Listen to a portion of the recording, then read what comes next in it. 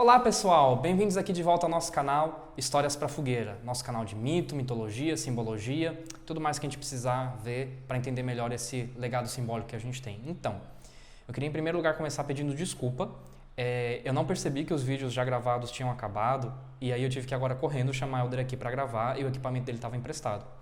Então eu tive que fazer um setup antigo e a qualidade da imagem ficou um pouquinho pior desse vídeo dos próximos dois. Os próximos 3 vídeos, né, junto com esse, vão sair um pouquinho piores.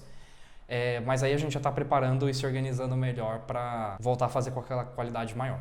E também, como eu tive que fazer as coisas nas pressas, eu não tive tempo de terminar os outros roteiros, alguns pedidos dos vídeos passados não tive como fazer a tempo. Então, só para quem está já aqui acompanhando com mais frequência, eu estou devendo para vocês mais um mito africano, falar de autores que você usa para entender melhor as ciências das religiões.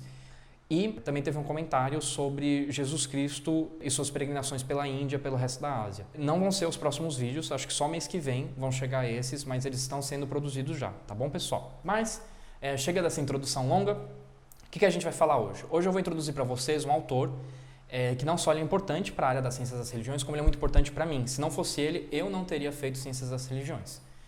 Então a gente vai falar sobre Joseph Campbell e o poder do mito. Então, nossa querida editora Úrsula vai ter colocado aqui a carinha dele e do livro. Vou contar até a história pessoal aí de como começou o negócio todo. Há muitos anos atrás, antes de eu entrar na faculdade, eu devia estar no meu 2º ou 3º ano do ensino médio, eu fiquei numa casa de praia, num veraneio, numas férias, e quando eu fui no espaço cultural aqui de João Pessoa, estava tendo um cara vendendo livro, DVD, uma feira, né? Um evento lá. E aí eu vi o poder do mito e na hora eu fiquei assim encantado com a capa, do DVD e eu acabei comprando. E aí quando eu cheguei em casa para assistir, era uma série de entrevistas do Joseph Campbell, com um cara chamado Bill Moyers, alguma coisa assim, em que ele faz um resumão da visão dele sobre estudo de mitologia comparada. E eu pirei quando eu vi isso, tipo, surtei, eu falei, caramba, eu não sou a única pessoa no mundo que gosta de mitologia. Na minha cabeça de adolescente, eu não sabia que tinha isso, né? Que era uma área de estudo. E aí eu fiquei super interessado, só que eu pensei, nunca que aqui em João Pessoa vai ter um curso focado nisso, né? E aí quando foi que eu tive um choque, né? Tipo, não só tinha como recente em aberto o curso de Ciências das Religiões da UFPB, o primeiro das universidades federais. E o primeiro no Brasil com o molde que a gente vê aqui, né? Separado da teologia, separado das igrejas.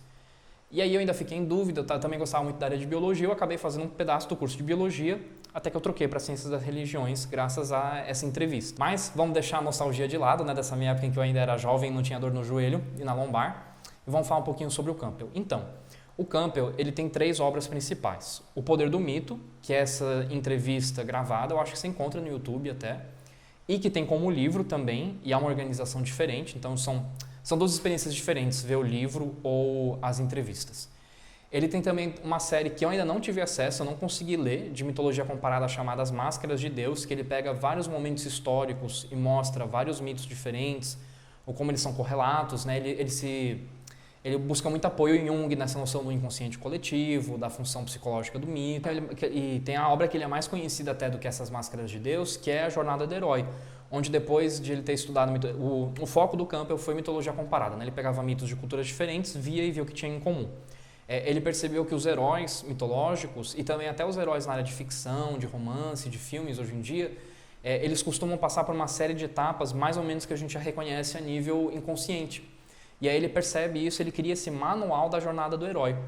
Inclusive ficou uma grande curiosidade, ele era amigo do George Lucas e ele ajudou a criar o roteiro original, o roteiro não, mas ele ajudou a criar a história original do Luke Skywalker. O George Lucas usou ele como consultor.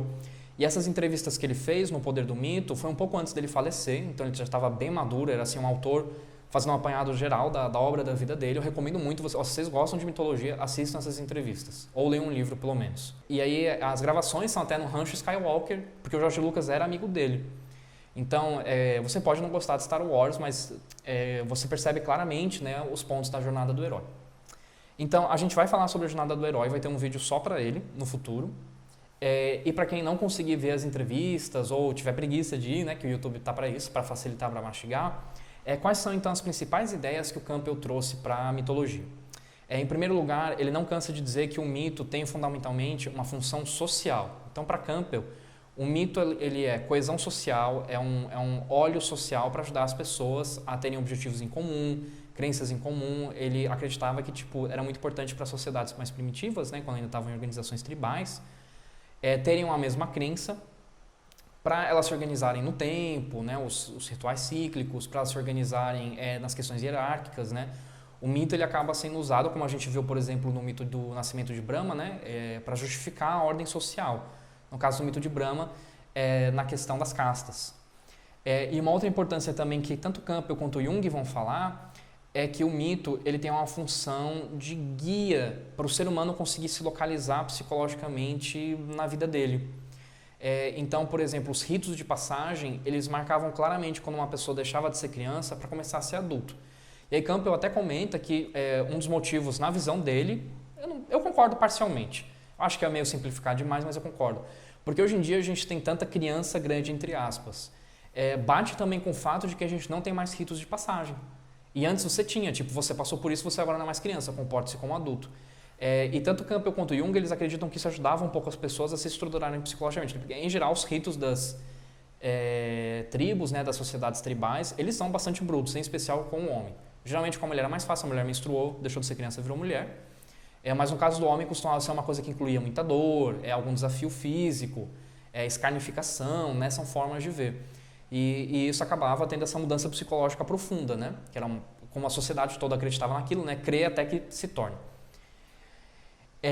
Então a gente vê que o Campbell tinha essas duas principais ideias, né, o valor pedagógico do mito, né, e o valor social. E ele mostra muito isso em como os mitos ainda podem ajudar a gente a se localizar, né, um pouco. O Jung também dizia isso, nesses problemas modernos, né, de ver assim tantas pessoas perdidas, né, em uma questão de idade social até idade biológica. Né, a gente vê muito desperdício de potencial humano de pessoas que meio que ficaram sem rumo, né. Eu acho que os mitos podem sim ajudar. Não sei se são a solução de tudo, né, se só a gente voltar a ver mitos em sala de aula vai resolver isso, mas por que não tentar, né? Pelo menos sempre foi essa a minha visão aqui no canal. Então é isso, pessoal. No nosso próximo vídeo, a gente vai falar um pouco sobre o Zen Budismo e aquelas petições que foram feitas já há umas semanas atrás estão sendo feitas aqui.